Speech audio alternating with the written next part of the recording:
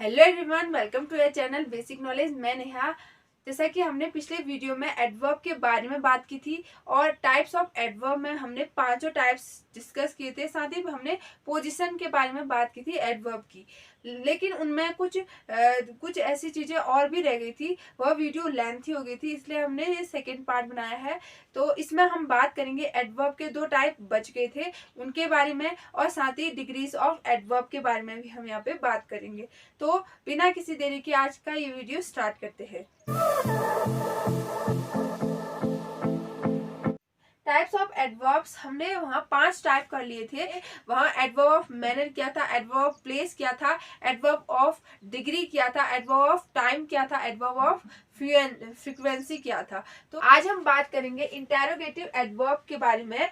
ये क्या होते हैं? A question word that asks a question whose answer will be an adverb, यानी कि एक ऐसे क्वेश्चन, एक ऐसा सवाल यानी एक ऐसा शब्द जो कि सवाल पूछने वाला हो, प्रश्न पूछने वाला शब्द हो। दैट आस्क जो पूछे, क्वेश्चन वह सवाल पूछे, हुज आंसर जिसका उत्तर will be an adverb, adverb होगा। ठीक है, एक ऐसा क्वेश्चन पूछने वाला एक ऐसा शब्द जिसका आंसर जो हो, जिसका सवाल का जवाब जो हो वह एडवर्ब हो। ठीक है, उसका सवाल का जवाब जो भी आएगा वह हमारा एडवर्ब होगा। उन्हीं को कहते हैं हम इंटेरोगेटिव एडवर्ब। ठीक है, जैसे कि आप एग्जांपल से बेहतर समझोगे, ये टाइम, प्लेस, स्टेट, मैनर और रीजन की जानकारी मांगते हैं। ठीक है, देते नहीं, मांगते हैं।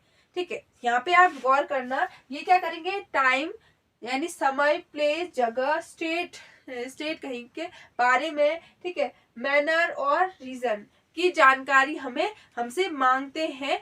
ऐसे एडवर्ब को हम कहते हैं इंटेरोगेटिव एडवर्ब। सिंपल सी बात, यह क्या कहते हैं? यह क्वेश्चन पूछने के लिए यूज किए जाते हैं। जब हम किसी सेंटेंस में किससे क्वेश्चन पूछ रहे हो तो हम इसको यूज करेंगे। एग्जाम्पल है व्हेन, कब, व्हाई, क्यों, हाउ कैसे, वेयर कहाँ, whenever, wherever, how often। ठीक है, ये सब इसके क्या है? एग्जाम्पल है। ठीक है, इनका जो आंसर आएगा, जो भी उत्तर आएगा वह डेफिनेटली क्या होगा? एडवर्ब ही होगा। ठीक है, क्रिया विशेषण ही होगा।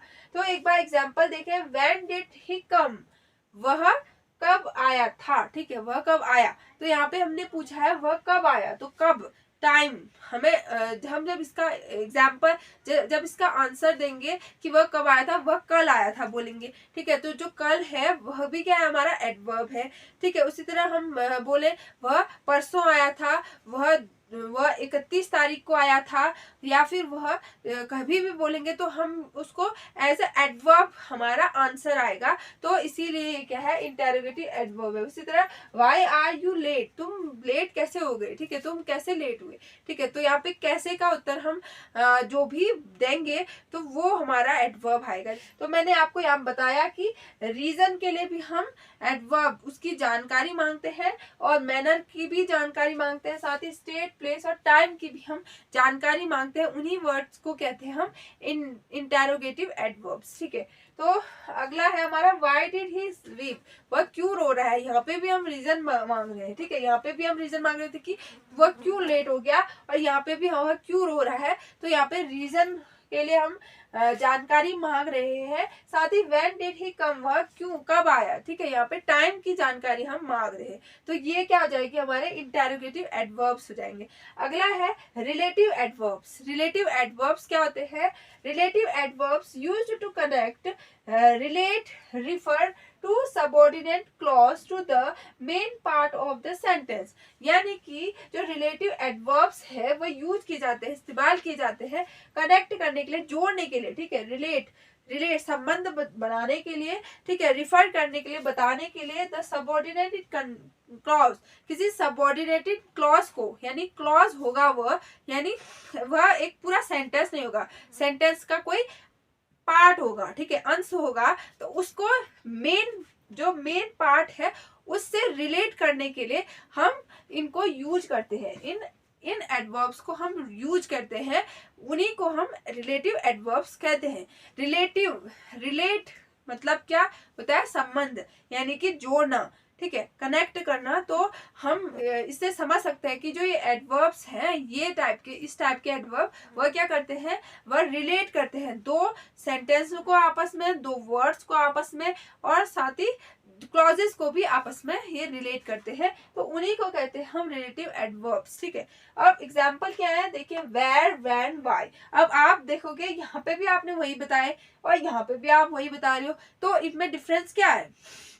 डिफरेंस ये है, देखिए ध्यान से यहाँ पे ये क्वेश्चन पूछने के लिए यूज किए जा रहे हैं। इनसे हम क्या पूछ रहे हैं, क्वेश्चन पूछ रहे हैं, लेकिन यहाँ पे हम क्वेश्चन नहीं पूछ रहे, यहाँ पे हम रिलेट कर रहे हैं, हम संबंध जोड़ रहे हैं साथ में। देखिए सेंटेंस क्या है, देखिए this is the restaurant where I have my dinner. ठीक है, दिस इज द रेस्टोरेंट, या वह रेस्टोरेंट है, वह रेस्टोरेंट है, वह होटल है जहां मैंने खाना खाया। ठीक है, जहां मैंने अपना डिनर किया।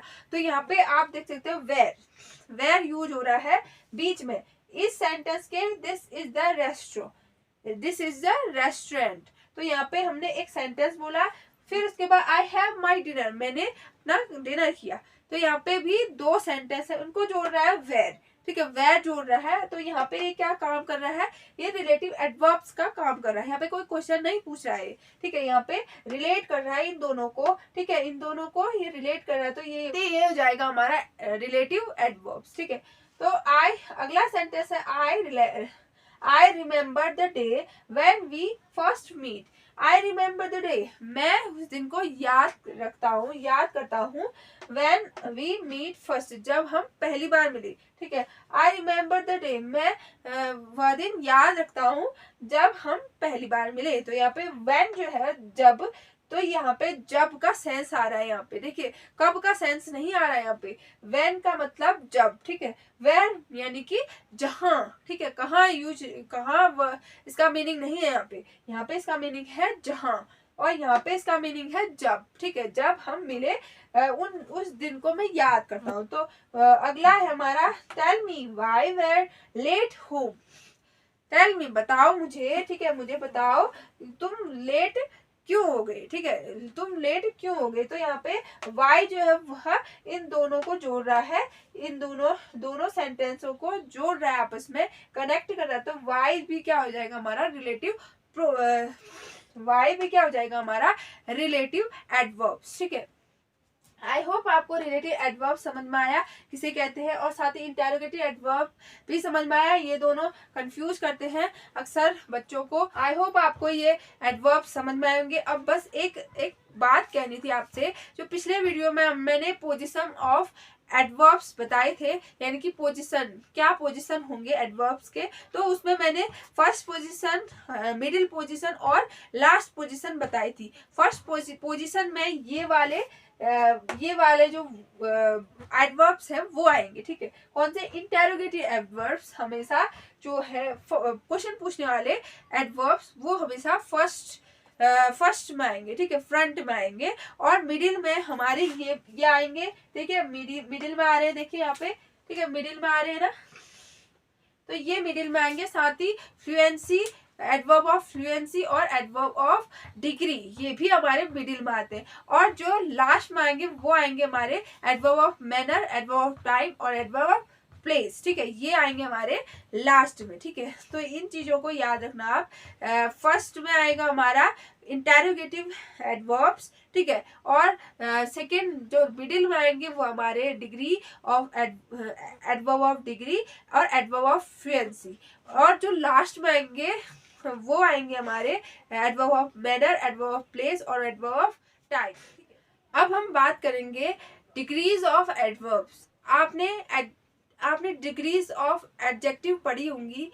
तो जिस तरीके से adverb of degrees of adjective होती है, उसी तरह से डिग्रीज ऑफ एडवर्ब भी होते हैं। ठीक है, देखिए डिग्रीज ऑफ एडवर्ब्स क्या होती हैं, मैंने यहाँ पे 3 लिखी हैं, पॉजिटिव, कंपैरेटिव और सुपरलेटिव। पॉजिटिव जो हमारी बेस फॉर्म होती है एडवर्ब्स की, वो होती है कंपैरेटिव डिग्री जब हम कंपैरिजन करते हैं दो लोगों में, तुलना करते हैं, तब हम कंपैरेटिव डिग्री का यूज करते हैं।